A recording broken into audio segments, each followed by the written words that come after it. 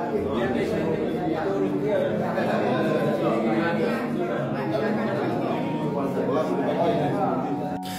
Assalamualaikum guys. So kita ada komen daripada Unservice Enterprise. Saya doakan semua technician boleh upgrade alatan. InsyaAllah sekatakan harga mantap semua. InsyaAllah belajar selagi boleh. You can do it. Love. Okay, saya suka sangat dengan ayat tuan. Sekatakan harga dalam servis aircon. Baik, tuan kena faham, setiap pemain industri tak sama. Ada yang ada SSM, CIDB, SKM, CSTP, premis, bayar staff dan cukai. Ikut laluan yang sah. Ada pula yang main terjah. Tak ada lesen, tak ada apa-apa sertifikat, beli alat terus buka servis. Persatuan aircon dalam Malaysia pula bukan main banyak lagi.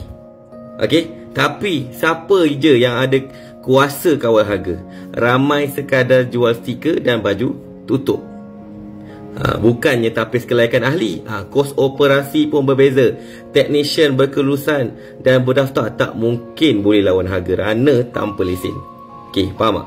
Pelanggan pula cuma kejar harga murah, tapi bisnes yang sah mati jadi mangsa.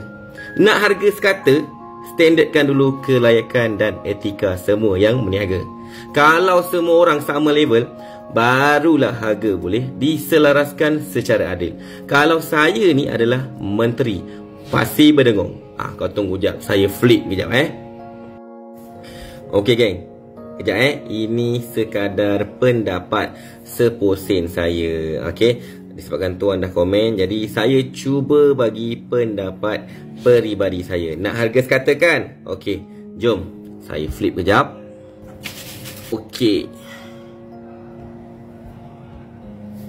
Okey geng, ini pendapat saya. Kalau bahasa kasar dia, macam mana kita nak matikan technician Lone Ranger? Kalau betul-betul lah nak ikut SOP dan sebagainya. Ini saya sebagai kerajaan Pasir Berdengong. Okey, so benda basic yang kita tahu, kena ada SSM, account bank, premis kedai. Okey, itu yang basic yang pertama.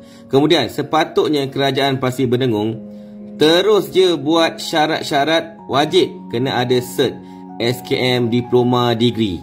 Kemudian mesin dan tool wajib, Micron yang utama. Kemudian wajib ada full complete barangan CSTP, contohnya recovery machine, cylinder, refrigerant scale dan lain-lain lagi. So kerajaan Pasir wajib berdengung.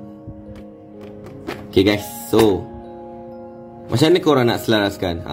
Korang yang tengok video ni, boleh tak bagikan pendapat korang pula?